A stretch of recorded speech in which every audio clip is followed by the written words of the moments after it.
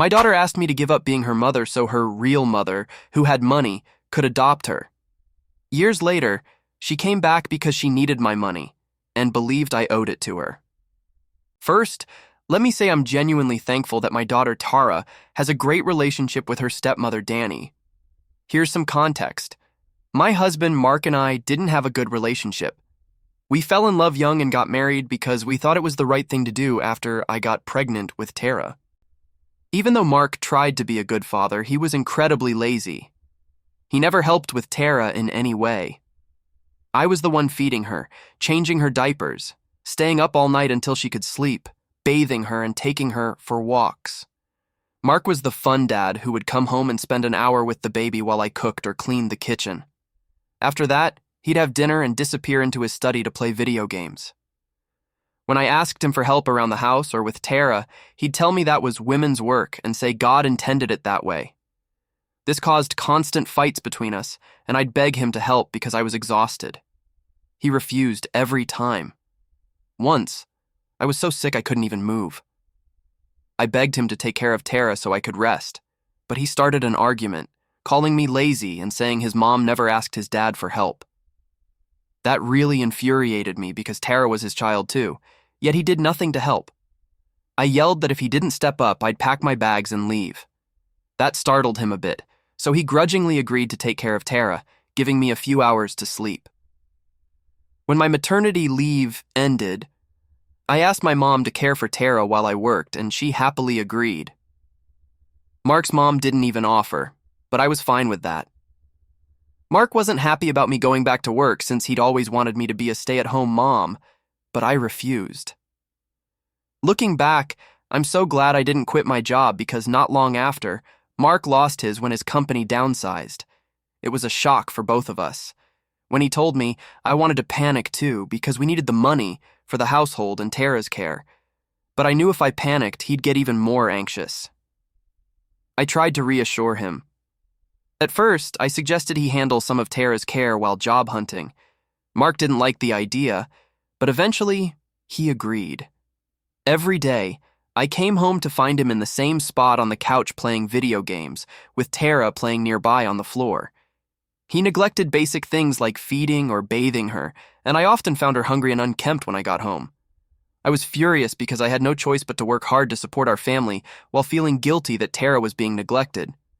During this time, we fought more, with Mark claiming he was trying to find a job, but never attending interviews.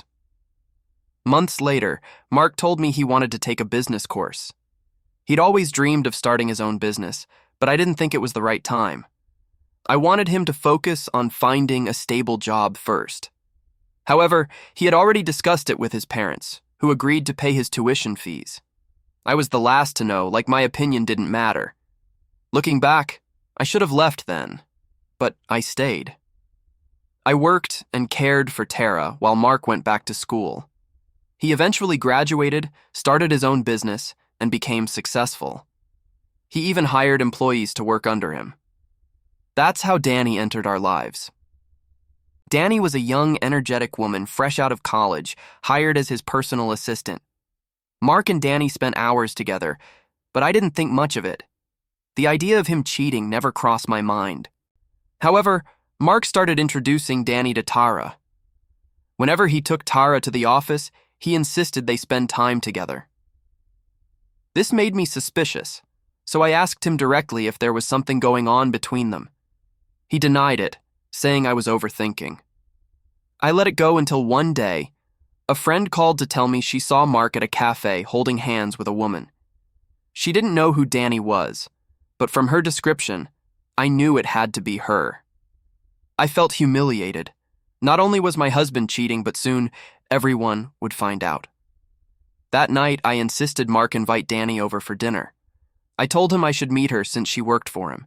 He had no idea I already had proof of his affair. During dinner, I directly told them I was tired of their sneaking around behind my back and that I knew everything. Mark froze, and Danny turned pale. I told them I didn't care if they were sleeping together because, at this point, nothing could save our marriage. I laughed bitterly while he continued blaming me, saying I hadn't done enough to keep him happy. He said I was too focused on being independent. I shook my head and reminded him how my job put food on the table when he was unemployed and again when he was studying. Mark argued that I should have quit my job once his business became successful, but I told him I couldn't take that risk. We both needed to work to secure our future. I was furious that he was trying to find excuses for divorcing me. I told him I had never neglected him or Tara and had always taken care of the household on top of my job. He had no right to blame me. He kept trying, but I ignored him. I turned to Danny, wished her good luck, and excused myself from the table. At that moment, I knew exactly what I had to do. Somehow, Mark now seemed relieved, as if he no longer needed to find an excuse for a divorce. Sure, I had loved him once, but ever since Tara was born, we had become nothing more than roommates. I was already doing most of the work in the house anyway, so leaving him meant I wasn't losing much. I packed my things along with Tara's, while Mark kept asking what I was doing. I told him I was leaving and would send him divorce papers soon. He tried to argue, saying I was being too cold and that we should take time to think it through. But I had nothing left to think about. I'd had enough. I moved in with my parents for the time being. In case you're wondering if his parents ever reached out to comfort me or scold him for breaking up the family, the answer is no. They never said a word. Later, I found out why. Danny wasn't just young. She came from a wealthy family. Marrying her meant Mark would gain access to some of that money. Honestly, I didn't care about any of that. My only goal was to ensure that Mark and I could co-parent peacefully for Tara's sake. From the first impression, Danny didn't seem like a bad person, so I hoped she would be a good stepmother to my daughter. During the divorce, I took half of Mark's assets, which was a substantial amount since his business was earning 6 figures. I bought a place for Tara and me to live. Mark and I shared custody. I had Tara from Monday to Friday, while he had her from Friday afternoon until Monday morning, dropping her off at school. After our divorce, Danny immediately moved in with Mark. Tara would come home and excitedly tell me about how they took her to fancy restaurants or amusement parks. She always looked forward to the weekends with them. At first, I didn't notice anything strange. But over time, Tara started distancing herself from me. I was the mom who made her finish her homework and taught her how to do basic chores like washing her dishes or folding her clothes, things she didn't enjoy. I was also the one who made her eat healthy food instead of ordering McDonald's every day. Mark and Danny, on the other hand, were the fun parents who let her do whatever she wanted on weekends. They didn't make her do any chores, and she spent her time watching TV or eating delicious food. Tara often told me how much fun they were, and sometimes even said she wished she could live with them full time. It broke my heart, but I told myself she was just a child and let it go. When Tara was 12, Danny became pregnant with twins. Tara was very anxious during this time and kept asking me if Mark would still love her after the babies were born. I reassured her again and again that her father's love for her wouldn't change. Her anxiety became so severe that I had to speak to Mark about it. Mark eventually talked to Tara, calming her fears by saying nothing between them would change. However, Tara then told him she wanted to spend more time at his house, and he agreed. She started going to his house on Wednesday afternoons in addition to the weekends. Tara had her own room in their house, but with the twins on the way, Mark told her he'd be renovating the basement into her new room so her old room could become the twins' nursery. Tara agreed to the arrangement. This all happened without my knowledge because, by that point, my daughter barely communicated with me. She was so focused on being part of Mark's family that she hardly shared anything about her life with me. After the twins were born, Mark informed me that for the next 2 months, Danny didn't want Tara visiting because she wanted to focus entirely on the babies. I yelled at him, telling him this would hurt Tara and make her question whether he even loved her. Mark argued that he needed to support Danny and prioritize the twins. When I told Tara the news, she cried and kept asking why Danny didn't want her anymore. I did my best to comfort her. A month later, when Mark came to pick her up, Tara was thrilled. She later told me how adorable the twins were and how nice her new basement room was. When I saw photos of her room, I had to admit it looked great, though it stung that she had so easily given up her old room for the twins. Still, if my daughter was happy, I was happy too. Over time, Tara found more and more reasons to spend extra days at her father's house. She told me how much she loved helping care for the twins, especially since Danny sometimes needed a break. This infuriated me. I told Mark to stop using our daughter as a babysitter. He argued that it was a way for Tara to bond with her siblings. I fired back, saying his kids could bond with Tara without her having to change diapers or feed them bottles, which wasn't an appropriate job for a teenager. After some heated discussions, he agreed.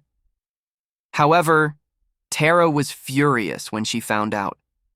Danny had apparently told her that I was the one who complained. Tara yelled at me, saying she wanted to help with the twins. But I knew my daughter was trying desperately to fit in and earn love from Mark and Danny by doing whatever they wanted. I reassured her that these were her teenage years, meant for enjoying herself, not being a babysitter. But Tara didn't care. This was the beginning of Tara always choosing Danny over me. While I never disliked Danny, it hurt every time my own daughter compared me to her stepmother. Teenagers can be cruel, and Tara was no exception. She became ruder and more unpleasant toward me. For example, one evening after work, I was sitting on the couch watching TV and eating when Tara came out of her room. She looked at me and commented, "You're turning into a fat cow these days."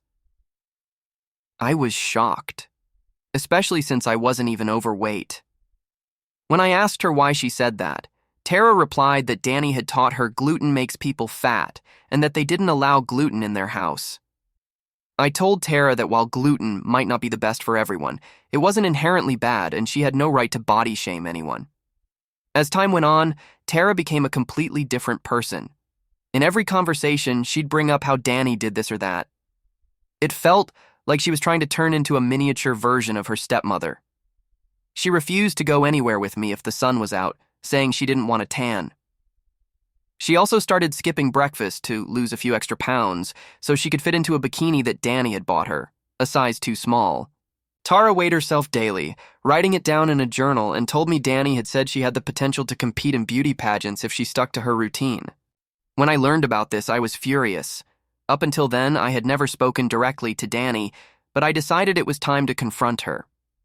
When I brought it up, Danny didn't see anything wrong with Tara's behavior. She said she had simply suggested the idea of beauty pageants and wasn't responsible if Tara took it too seriously. I told Danny that Tara saw her as a second mother, so she needed to be more mindful of her words. Danny dismissed me, saying I should encourage my daughter to be the best version of herself instead of tearing her down. Her words stunned me, and I told her to keep her strange ideologies to herself. Later, Mark called to yell at me for how I spoke to his wife. When I explained everything, he sided with Danny, saying Tara shouldn't take Danny's advice so literally. I shouted back, telling him to open his eyes because Tara was clearly being influenced by Danny. But he didn't seem to care. I tried talking to Tara, urging her to enjoy her teenage years and not worry about trivial things like weight or tanning. But she shut me out and refused to have an open conversation. It became painfully clear that my daughter was drifting further away from me every day. She stopped involving me in decisions altogether. For example, if her school had a field trip, she'd wait to visit Mark so he could sign the permission slip, even though I never had an issue with her going. It felt like she didn't see me as important in her life anymore. I became just a spectator in her life, and it left me heartbroken.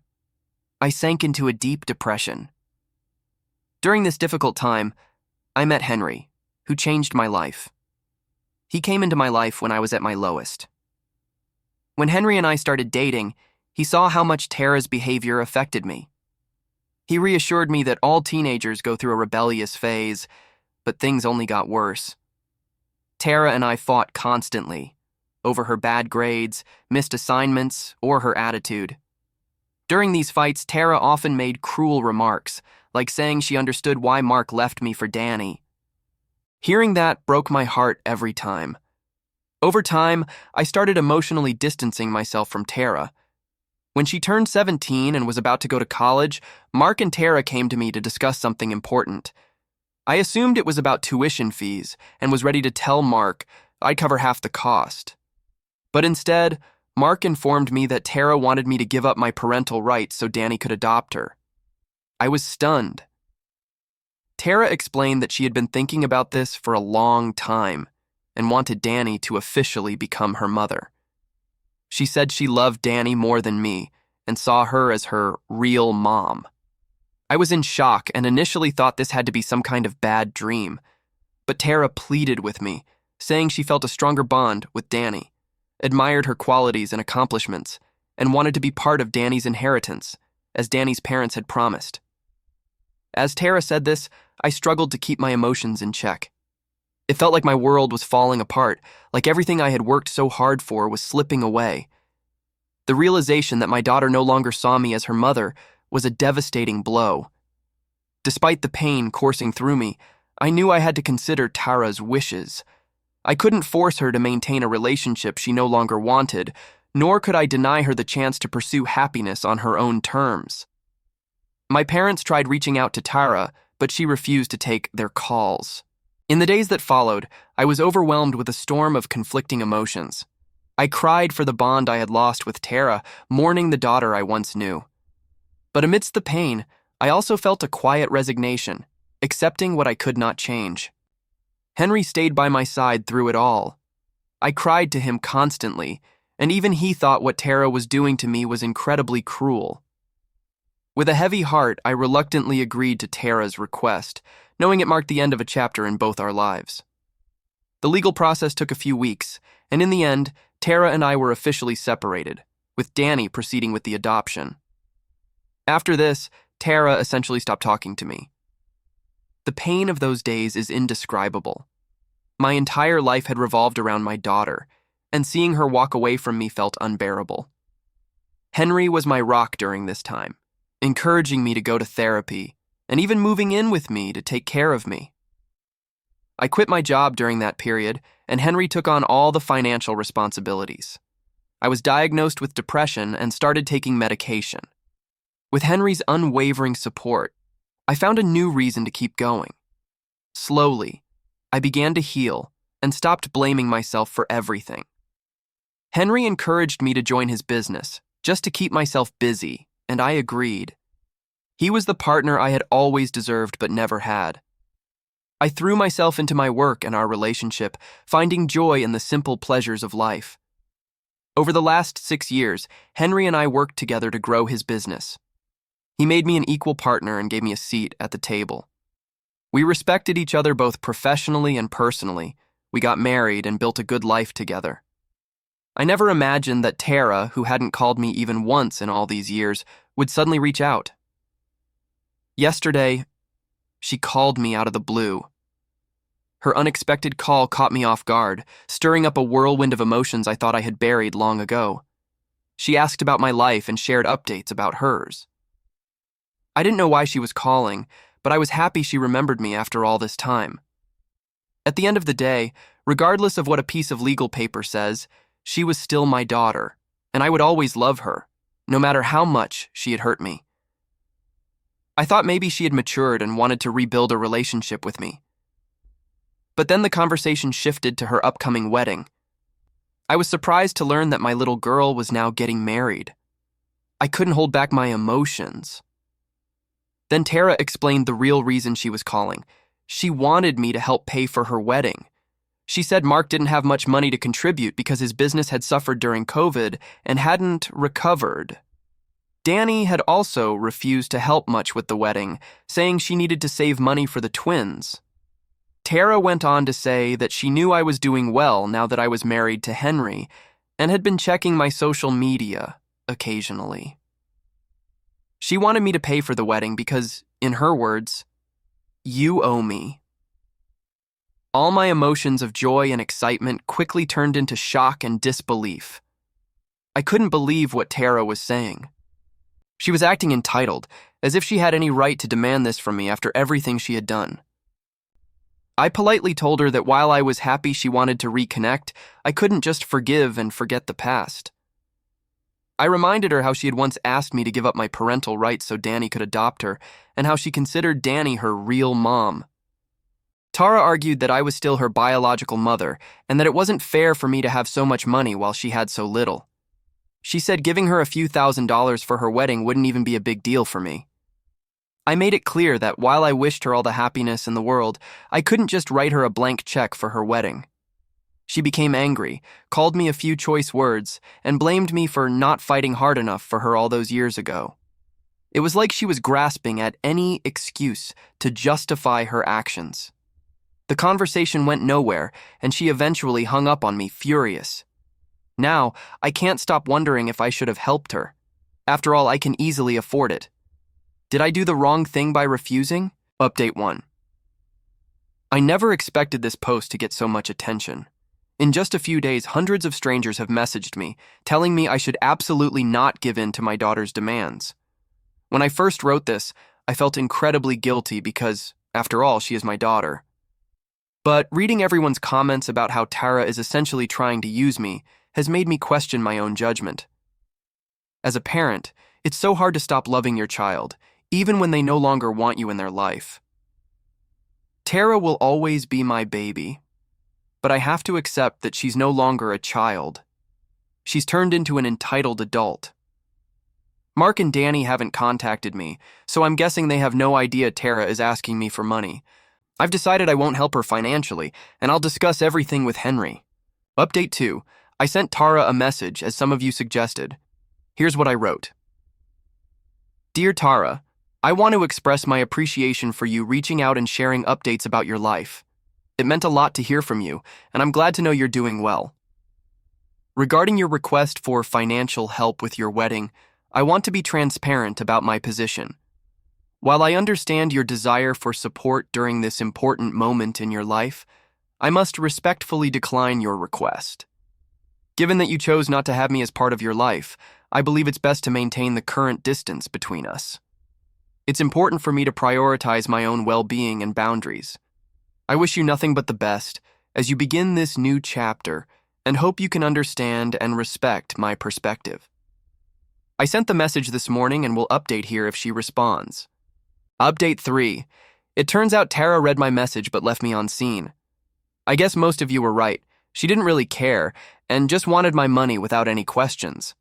Henry wasn't happy with how Tara treated me and suggested I block her to stop her from making more unreasonable requests.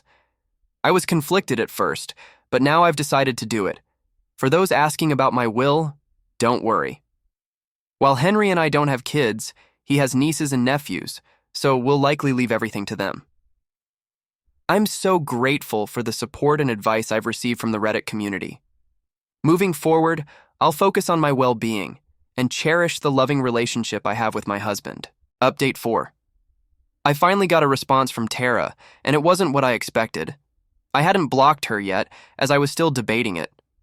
I had been polite and respectful in my message, but clearly, she didn't learn that from me. She basically complained that since I hadn't been there for her in the past and wasn't a good mother before, the least I could do now was pay for her wedding. She said if I didn't, she wouldn't invite me. Tara also mentioned that her fiancé's family was covering some expenses, like the honeymoon and other costs, but she really needed my money for her share. The worst part? She explained why Danny didn't want to contribute. Danny apparently told her the money was reserved for her twins, as she saw Tara as a stepdaughter, and this wasn't her responsibility. That led to a fight between Tara and Danny, as well as with her father. Unsurprisingly, Mark sided with Danny, not Tara. I thought about replying, but in the end, I decided it was best to leave things as they were and leave her on scene. I felt like karma was catching up with her. Final update. You know what? I couldn't let it go. That night, as I lay in bed thinking about everything, memories of our past flooded back, how Tara treated me when I was still her mother, and how she repaid me for all my efforts. So, I decided to reply after all. I told her that as her biological mother, I was going to give her one last lesson, one she wouldn't like, but one her cool, rich mom clearly never taught her.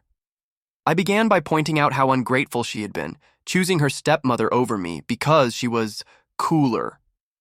I reminded her how I tried to teach her discipline and good values, only for her to hate me more and more for it. I also told her how much she broke my heart when she rejected me as her mother, and how I wasn't going to come running back to her just because she needed money. I told her I wasn't interested in attending her wedding since I hadn't seen her in years and didn't even know her fiancé. Honestly, the only things I'd care about at the wedding were the food, drinks, and party, not the couple. And thinking about it, I joked that everything was probably going to be gluten-free and hippie anyway, so even those parts didn't sound appealing. Finally, I told her that since she had renounced me, I had also renounced her. I didn't need an ungrateful, spoiled child in my life. If she needed money, she should beg Danny for it. And if Danny refused, well, that's her problem. She bet on the wrong horse and lost. After sending that message, I felt much better. Sure, I could have said even more, but I think I summed up exactly how I felt. Then, I blocked her without waiting for a reply. I also messaged Mark, telling him to take responsibility for his daughter and make sure she didn't contact me again, because I had no interest in hearing from either of them. And then, I blocked him too. Some of you might have hoped I'd reconcile with my daughter or try to mend our relationship, but honestly, after all this time, I don't have the energy for that kind of drama anymore.